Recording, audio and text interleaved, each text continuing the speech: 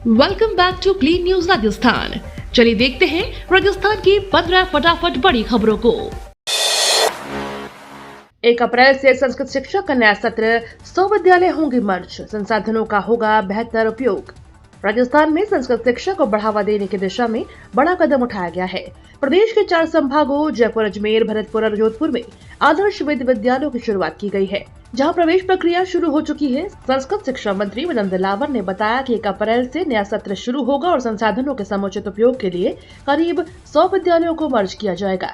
वहीं जयपुर, जोधपुर, उदयपुर में वैदिक गुरुकुल और पर्यटन केंद्र विकसित करने की योजना पर भी काम चल रहा है। राज्य में 20 संस्कृत महाविद्यालयों के भवन निर्माण कार्य भी तेजी से प्रगति पर है। राजस्थान में 28 फरवरी तक चलेगा सांस अभियान। थीम है निमोनिया नहीं तो बचपन सही। राजस्थान में चिकित्सा विभाग ने बच्चों में निमोनिया की रोकथाम के लिए 12 नवंबर से 28 फरवरी तक सांस अभियान शुरू किया है। इस साल की थीम रखी गई है निमोनिया नहीं तो बचपन सही। अभियान के तहत 5 साल तक के सभी बच्चों की स्क्रीनिंग की जाएगी और अभिभावकों को इसके लक्षण और रोकथाम के बारे में जागरूक किया जाएगा। राष्ट्रीय स्वास्थ्य मिशन के निदेशक डॉक्टर अमित यादव ने बताया कि सर्दी के मौसम में बच्चों में निमोनिया का खतरा सबसे ज्यादा होता है। हर आशा, ANM और CHO को दवाइयां और ट्रेनिंग उपलब्ध कराई जा रही है ताकि हर बच्चे तक इलाज समय पर पहुंच सके।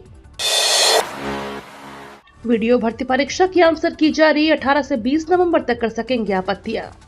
राजस्थान कर्मचारी चयन बोर्ड ने ग्राम विकास अधिकारी भर्ती परीक्षा 2025 की प्रारंभिक उत्तर कुंजी जारी कर दी है। अभ्यर्थी 18 से 20 नवंबर की रात 12 बजे तक ऑनलाइन आपत्तियां दर्ज करा सकेंगे। यह परीक्षा 2 नवंबर को प्रदेश भर के 1570 केंद्रों पर आयोजित हुई थी, जिसमें 4,14,000 से अधिक अभ्यर्थी शामिल हुए। बोर्ड ने स्पष्ट किया कि प्रत्येक प्रश्न पत्र पर आपत्ति दर्ज कराने के लिए 100 रुपए शुल्क देना होगा, जो ऑनलाइन ही स्वीकार किया जाएगा। आपत्तियां केवल प्रमाणित पुस्तकों या दस्तावेजों के आधार पर मान्य होंगी, जबकि सोशल मीडिया या निजी नोट्स को स्वीकार नहीं किया जाएगा। संगठन और सरकार में जबरदस्त तालमेल, राठौर बोले, टीम वर्क बना जीत की कुंजी। अंतर विधानसभा चुनाव में मतदान के बाद बीजेपी ने एक आंतरिक सर्वे कराया है। पार्टी प्रदेश अध्यक्ष मदन राठौर ने मुख्यमंत्री भजनलाल शर्मा से मुलाकात कर बूथ वाइज रिपोर्ट और मतदाताओं की प्रतिक्रिया साझा की। राठौर ने बताया कि इस चुनाव में संगठन और सरकार के बीच बेहतरीन तालमेल देखने को मिला। मंत्रियों से लेकर स्थानीय कार्यकर्ताओं तक सभी ने बूथ स्तर पर मिलकर काम किया। मुख्यमंत्री भजनलाल शर्मा ने फीडबैक लेते हुए कार्यकर्ताओं की सराहना की और कहा कि अंतः उपचुनाव में जनता का जोश सरकार पर भरोसे का संकेत है। उन्होंने कहा, यह जीत जनता के विश्वास और संगठन की मजबूती की जीत होगी। अरावली मामले पर सुप्रीम कोर्ट ने फैसला सुरक्षित रखा, 20 जिलों में रुक सकता है खनन। अरावली पहाड़ियों से जुड़े अहम मामले में सुप्रीम कोर्ट ने अपना फैसला सुरक्षित रख लिया है। यह फैसला आने वाले दिनों में राजस्थान के करीब 20 जिलों में खनन गतिविधियों को प्रभावित कर सकता है। विशेषज्ञों का कहना है कि कोर्ट का यह कदम पर्यावरण संरक्षण और विकास के बीच संतुलन बनाने में मदद करेगा।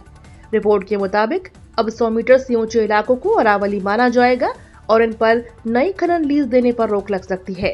कोर्ट के आदेश से अरावली को बचाने और अवैध खनन पर लगाम लगाने की दिशा में बड़ा बदलाव देखने को मिल सकता है। 15 दिसंबर तक भर्ती प्रक्रिया शुरू, हर अस्पताल में होगी फायर सेफ्टी टीम। राजस्थान सरकार ने अस्पतालों में आग से सुरक्षा को लेकर बड़ा फैसला लिया है।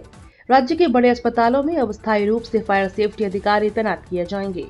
चिकित्सा शिक्षा विभाग के प्रस्ताव पर वित्त विभाग ने 30 नए पदों को मंजूरी दी है। इन अधिकारियों की जिम्मेदारी अस्पतालों में fire audit, mock drill, oxygen line और हाइड्रेंट सिस्टम की निगरानी करना होगी। हाल ही में सवाई मानसिंह अस्पताल में लगी आग के बाद यह कदम उठाया गया है। चिकित्सा मंत्री गजेंद्र सिंह ह्यूस्टन ने कहा कि यह पहल स्वास्थ्य सेवाओं को और अधिक सुरक्षित और विश्वसनीय बनाएगी। राजस्थान की चिकित्सा शिक्षा को मिलेगा ग्लोबल टच, रिसर्च पर विशेष फोकस। राजस्थान की भजनलाल शर्मा सरकार ने चिकित्सा शिक्षा और स्वास्थ्य सेवाओं को नई ऊंचाइयों पर पहुंचाने के लिए यूनाइटेड किंगडम की मैनचेस्टर यूनिवर्सिटी के साथ एक बड़ा MOU साइन किया है। इस समझौते से राज्य में मेडिकल एजुकेशन को ग्लोबल स्टैंडर्ड से जोड़ा जाएगा और रिसर्च व ट्रेनिंग को नई दिशा मिलेगी। MOU के तहत गैर संचारी रोगों की रोकथाम और नियंत्रण में भी दोनों संस्थान मिलकर काम करेंगे। CM भजनलाल शर्मा ने बताया कि राज्य में अब तक 6 करोड़ 37 लाख से अधिक आभा ID बनाई जा चुकी है, जिससे राजस्थान देश में तीसरा स्थान पर पहुंच गया है। यह डिजिटल हेल्थ सिस्टम में बड़ी उपलब्धि मानी जा रही है। राजस्थान सरकार पर बरसे पायलट, जनता निराश, विकास ठप। बिहार चुनाव और राजस्थान की अंता सीट पर मतदान के बाद आए एग्जिट पोल में एनडीए को बढ़त के रुझान दिख रहे हैं, लेकिन कांग्रेस नेता सचिन पायलट ने नतीजों पर सवाल उठाए हैं। पायलट ने कहा कि मतदान प्रतिशत बढ़ाने का मतलब यह नहीं है कि एनडीए जीत रही है, क्योंकि कई लोग वोट डालने से वंचित रह गए। उन्होंने कहा कि हर गरीब, दलित, पिछड़े और आदिवासी को वोट का अधिकार मिलना चाहिए। साथ ही पायलट ने याद दिलाया कि एग्जिट पोल हमेशा सही नहीं होते। हरियाणा इसका उदाहरण है। राजस्थान सरकार पर भी उन्होंने निशाना साधते हुए कहा कि जनता निराश है और विकास कार्य ठप पड़े हैं। भारत पाक सीमा से 3 किलोमीटर तक रात में आवाजाही पर रोक। दिल्ली के लाल किले के पास हुए धमाके के बाद अब देश भर में सुरक्षा एजेंसियां एक्शन मोड पर हैं। इसी बीच राजस्थान सरकार ने बड़ा फैसला लेते हुए भारत पाकिस्तान बॉर्डर से 3 किलोमीटर तक के इलाके में रात 7 बजे से सुबह 6 बजे तक लोगों की आवाजाही पर रोक लगा दी है। यह प्रतिबंध अगले 2 महीने तक लागू रहेगा। सीमा क्षेत्र में तेज लाइट और लाउड स्पीकर के इस्तेमाल पर भी रोक लगाई गई है। किसानों को खेती के लिए बॉर्डर पोस्ट अधिकारियों से अनुमति लेनी होगी। यह कदम घुसपैठ और राष्ट्रीय विरोधी गतिविधियों को रोकने के लिए उठाया गया है। राजस्थान में पहली बार 7 संभागों में एक साथ होगा घूमर फेस्टिवल। महिलाओं में दिखेगा लोक संस्कृति का रंग। राजस्थान में पहली बार 7 संभागों में एक साथ घूमर फेस्टिवल का आयोजन होने जा रहा है। 19 नवंबर को जयपुर, जोधपुर, बीकानेर, अजमेर, उदयपुर, कोटा और भरतपुर में महिलाएं पारंपरिक घूमर नृत्य की छटा बिखेरेंगी। उप मुख्यमंत्री दिया कुमारी ने कहा कि घूमर सिर्फ नृत्य नहीं बल्कि राजस्थान की आत्मा है। जयपुर में राज्य स्तरीय आयोजन विद्याधर नगर स्टेडियम में होगा, जहां हजारों महिलाएं एक ही साउंड ट्रैक पर थिरकेंगी।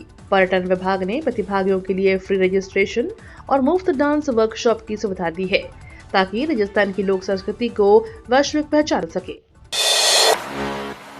नकली खाद फैक्ट्रियों में मचा हड़कंप। किरोड़ी लाल बोले, किसानों पर अत्याचार बर्दाश्त नहीं। राजस्थान के कृषि मंत्री किरोड़ी लाल मीणा की ताबड़तोड़ कार्यवाही से सांचौर क्षेत्र में हड़कंप मच गया।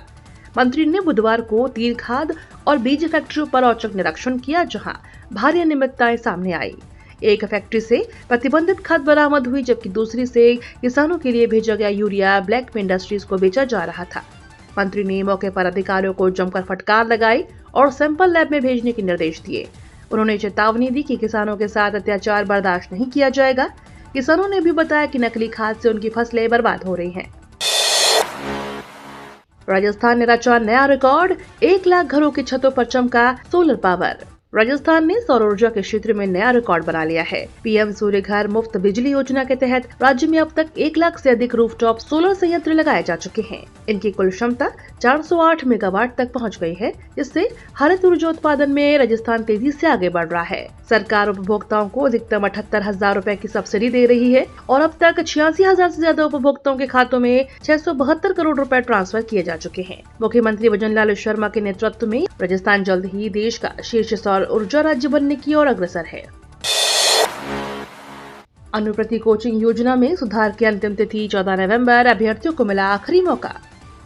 राजस्थान की मुख्यमंत्री अनुप्रति कोचिंग योजना के तहत आवेदन करने वाले अभ्यर्थियों के लिए राहत की खबर है। सामाजिक न्याय और अधिकारिता विभाग ने अपूर्ण या अपेक्षित आवेदनों में सुधार के लिए अंतिम मौका देते हुए तिथि 14 नवंबर तक बढ़ा दी है। संयुक्त निदेशक बीपी चंदेल ने बताया कि कई आवेदन आवश्यक दस्तावेजों के अभाव में लंबित हैं। ऐसे अभ्यर्थी निर्धारित समय सीमा के भीतर दस्तावेज अपलोड कर सकते हैं। विभाग ने स्पष्ट किया कि 14 नवंबर के बाद किसी भी प्रकार का सुधार स्वीकार नहीं किया जाएगा। अभ्यर्थियों से अपील की गई है कि वे समय रहते अपनी पात्रता सुनिश्चित करें। 1 अप्रैल से नया शिक्षा सत्र शुरू होने की तैयारी में जल्द होंगी परीक्षाएं। अध्यापक संघों ने जताई नाराजगी। राजस्थान में शिक्षा विभाग ने इस साल अर्धवार्षिक परीक्षाएं तय समय से 3 सप्ताह पहले कराने का निर्णय लिया है। अब ये परीक्षाएं 20 नवंबर से 1 दिसंबर के बीच होंगी। सरकार का कहना है कि शिक्षा सत्र को सीबीएसई की तर्ज पर 1 अप्रैल से शुरू करने के लिए यह बदलाव जरूरी है, लेकिन शिक्षकों में इस आदेश को लेकर नाराजगी है। उनका कहना है कि अधिकांश कक्षाओं का सिलेबस अभी अधूरा है और अतिरिक्त क्लास लेकर कोर्स पूरा करना मुश्किल है। शिक्षक संघों ने इसे विद्यार्थियों और शिक्षकों दोनों पर अतिरिक्त दबाव बताते हुए सिलेबस में कटौती की मांग की है। भारतीय रेलवे का बड़ा कदम। अब अत्याधुनिक एलएचबी रैक से चलेगी पुणे भगत की कोठी एक्सप्रेस। भारतीय रेलवे ने यात्रियों को बेहतर और सुरक्षित यात्रा अनुभव देने के लिए बड़ा कदम उठाया है। पुणे और भगत की कोठी साप्ताहिक एक्सप्रेस अब नए साल से एलएचबी रैक के साथ दौड़ेगी। यह परिवर्तन पुणे से 18 जनवरी और भगत की कोठी से 20 जनवरी से लागू होगा। एलएचबी कोच पारंपरिक कोचों से ज्यादा मजबूत, सुरक्षित और आरामदायक होते हैं। इनमें आधुनिक सस्पेंशन सिस्टम, बेहतर लाइटिंग, चार्जिंग पॉइंट और बायो टॉयलेट जैसी सुविधाएं शामिल हैं। रेलवे का कहना है कि इससे यात्रियों को न केवल आरामदायक बल्कि अधिक सुरक्षित सफर का अनुभव मिलेगा। ये तो थी राजस्थान की बड़ी खबरें। रोजाना सबसे पहले अपडेट पाने के लिए क्लीन न्यूज राजस्थान को अभी सब्सक्राइब करें।